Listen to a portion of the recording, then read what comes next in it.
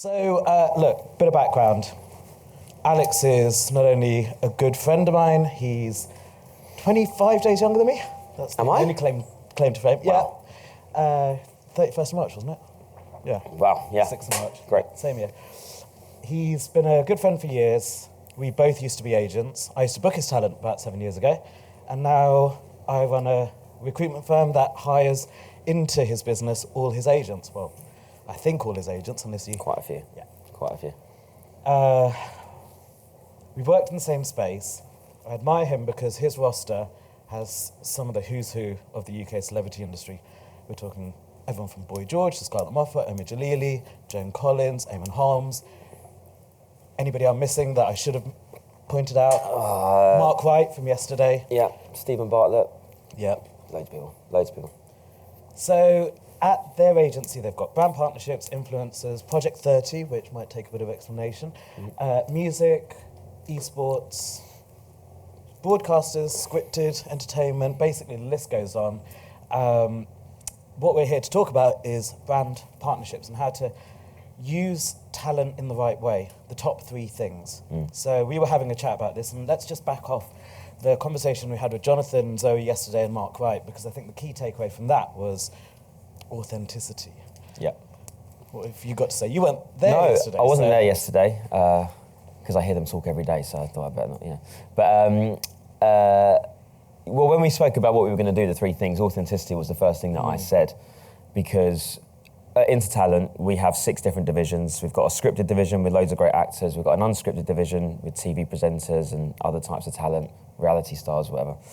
We've got digital first talent, we've got gaming, we've got comedy, and we've got music. And even though we've got these different divisions, and even though everyone does what they do, it all comes back to the same thing when it comes to brands, which is it doesn't matter what your journey is or what path you're on, or even where you are on that journey. We have a lot of very established talent that we represent exclusively, and we have a lot of young up-and-coming people. The fact is it is all about authenticity, and it's not just about brands. That's just the strategy 101. That, when we work with our clients across their careers, which includes brands, but is obviously also includes TV, film, podcasts, social media, everything. Everything is about authenticity, and we live in a day and age where fans will sniff it out within seconds if they feel like they're not being their truthful self. And a lot of young talent feel like they do have to change themselves to try and fit where the money might be, or where the fame might come, or where the followers might come. And we definitely push them away from that very quickly, because there's a place for everyone, no matter what they're into or what they do or what they're about or what they stand for, most importantly. And I think that, I won't go into too much because obviously Mark spoke about it and Jonathan spoke about it a lot yesterday, but, and he's a prime example, Mark, but we only want to represent people that we feel are authentically themselves. I remember when I was in the boardroom with you a few years ago, you and Jonathan were sat together, and I said, well, what makes successful talent? Is it number of followers? Is it engagement? What is it? And you said to me two things. You said, Piers Morgan. I leant in and I was like, what do you mean? He said, when you think of Piers, what do you think of? And I said, Marmite. He goes, spot on. If you think of Piers, you either like him or you hate him, but he's got his true voice. He knows his narrative. He's the same Piers, like him or hate him, no matter whether you put him on a travel show, a cooking show, a Good Morning Britain, he won't give his followers whiplash, changing his voice, putting on airs, fronts, or a mask. And that is really important from the talent perspective, but let's talk about authenticity of the brands as well. Yeah. Because do talent ever reject offers for engagements or partnerships because they don't feel that the brands are known for that, or they're trying to jump on a bandwagon? No, I think, obviously, when you've got known talent, you have conversations with brands or ad agencies every day. I'd say 90% of them aren't right. And we're very happy to pass on opportunities if that's not right. Obviously, money does talk, but we try and steer away from that. If the fee is eye-watering and you have a person here who needs to pay their mortgage and pay their rent, then you're going to have to have a longer conversation about it and work out if we really can make it fit into their strategy. But we often have brands or ad agencies approach us for a client, and there's no link at all. And no matter how hard no matter how many conversations you have on phone or email or whatever, you still can't find a link. You have to work out who's benefiting from it and how it's going to work. I think quite often we get brands who don't think about often what they're looking to achieve. They're looking to get a superstar in to front their brand. That's not a problem, but what are they looking for after that, and what are they looking for to come from that, and how does that even work for them? Sometimes I'm not even sure what they get from it. And so it's quality over quantity. Our clients don't work with lots of brands. They all work with a few brands each, ideally. We prefer partnerships rather than endorsements, if that makes sense. Endorsements for us are like teeth whitening for 2 seconds on Instagram, whereas partnerships is something long-term that you work on creatively together, that you're in for various different things, and it's more organic and authentic.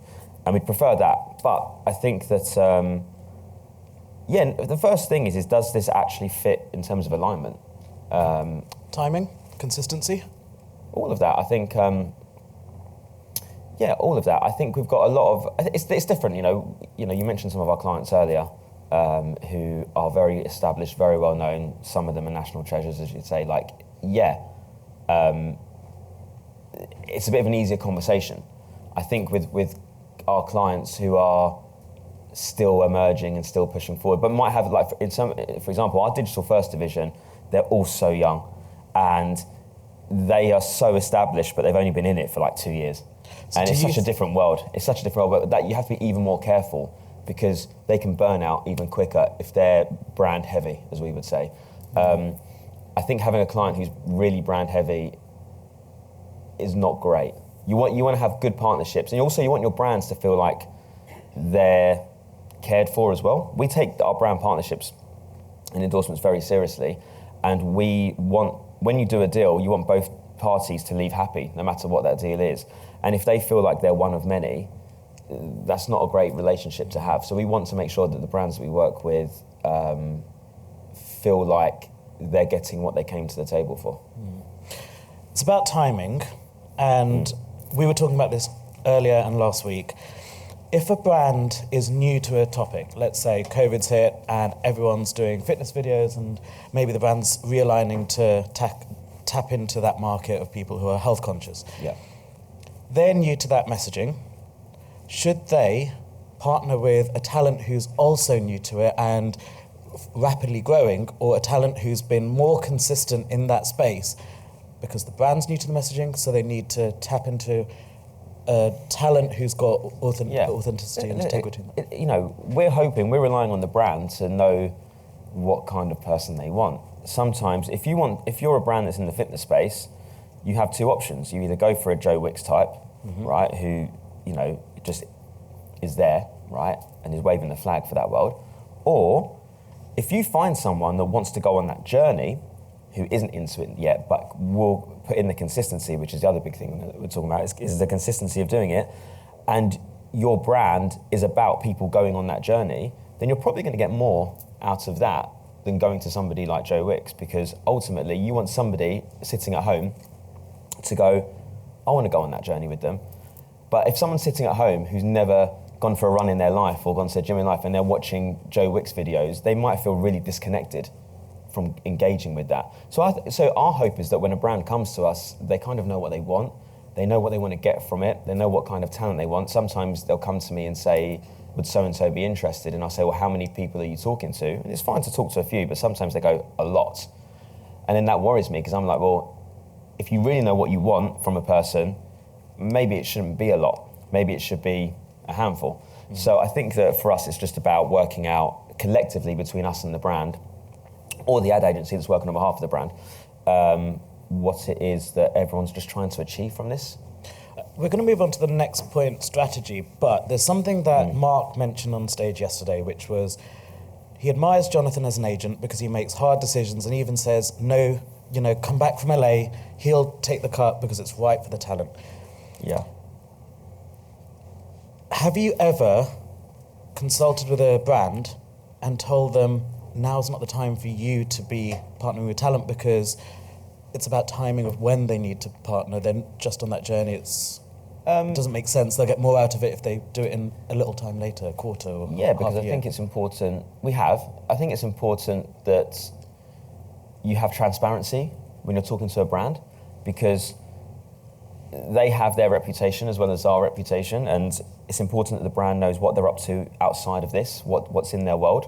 You know, what TV are they doing? What other brands are they working with? What categories can't they work in? What social media are they doing? Are they doing this radio show? I think it's important that you know, I feel that we're respected as we are because we have transparent relationships where we go, this is it. And if it puts you off, then at least we know now we don't get into any trouble later on down the line. But I do think that timing is important, but it might be that we shouldn't do it now because, and it's not just in brands. So I'll give you an example without naming somebody. You know, we've got a client whose book memoir is coming out in a few months' time. My feeling is it shouldn't come out in a few months' time. My feeling is it should come out in September of next year, because I'm looking at it going, the audience you want to buy that book are not as engaged as we want them to be because they've changed career and changed tactic. We know what we've got coming up. We know we're doing this, we're doing this, we're doing this. And I think if we do that consistently and we do it well, then by September of 2024, you'll have more people buying the book. And I want a Sunday Times bestseller out of it. And I'm not going to get it in December. So I think that there's that conversation. Now the publisher will push back and go, but that's how we planned it, that's how we budgeted it, whatever. So, you know, ideally you have those conversations at the beginning, but things change, especially if you're in a long-term partnership, things do change. And it's important that for us, that our clients succeed. And our job as an agent is not only to do their deals, it's not only to fund opportunities, but it's also to look around corners and to see what's coming, good and bad, and just try and work out, even though people are impatient, we're all impatient, just try and work out whether that's actually the best thing to be doing. So 2 minutes 50 for strategy, but we're around if anyone wants questions. Let's quickly talk about, you talked about ad agencies, and obviously we used to get a lot of inquiries from brands, ad agencies and creative agencies. And brands sometimes rely on their creative agencies to reach out, get biographies on your talent, they go to multiple agencies or bookers sometimes, and then they send them to the brand, they read the biographies, it's their decision to pick a talent. Do the brands ever come to you, pick up the phone and say, creative agencies just suggested that, what do you think? It doesn't happen often, but we do like it. Like it's great to talk to the brand directly because you then get a true sense of what it's all about. No matter if it's just one day or whether it's a year that they want, it's nice to build that relationship. If it is a bigger thing, then you will meet them at some point, normally on the first day of doing something, or a proper meeting after you've signed up. But we do like talking to the brands from the outset because, as I say, you get a better understanding of what it's all about. But we work with every ad agency. We've got great relationships with them. We trust the ones that we've worked with a lot. And I think that the trust is important. And absolutely fine to work with an ad agency. I think where there is slight difficulty sometimes is not at that side. Sometimes there are middle parties who aren't us and aren't them, and they will say that they can get you that talent. So we're talking about bookers now. Bookers, Booking yeah, agencies. more. Don't know what the polite way is of saying it, but yeah, maybe bookers. But I think that for us it's difficult because they tell us that they represent the brand, and they tell the brand they represent the client, and they represent neither. And sometimes that's a bit complicated. We would rather people come to us directly, and we're happy to deal with ad agencies, and we're happy to deal with the brands direct as well. Yeah. So just to explain that for the audience, it's a minefield even for agents sometimes, definitely for celebrities and influencers. You exclusively represent talent. You get your fee from the talent's fee. You don't whack anything on top to the brand. But there are middle brokers, booking agents, and sometimes the creative agencies don't know that he's the exclusive agent. They'll go to a middleman and they will say, we can get you Stephen Bartlett. But they don't represent Stephen.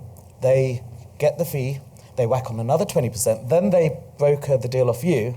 So actually the brand has then spent another 20% of their budget because they haven't gone to the sole exclusive agent. Yeah, and they can put that money. A lot of money. And they can put that money into spend behind the content, or can pay for more work, or something. So I think if you Google a talent and put agent, you're going to get like 10 different companies come up, and it is a minefield. I think you have to work out who actually does represent that talent, because otherwise you'll spend a lot more money actually doing it. So I think we're out of time, but we are hanging around. Zero. There's so much we could talk about, and hopefully we've given you a bit of insight. Please pick us if you want to understand a bit more. But thanks for your time. Cool, thanks, guys. Oh.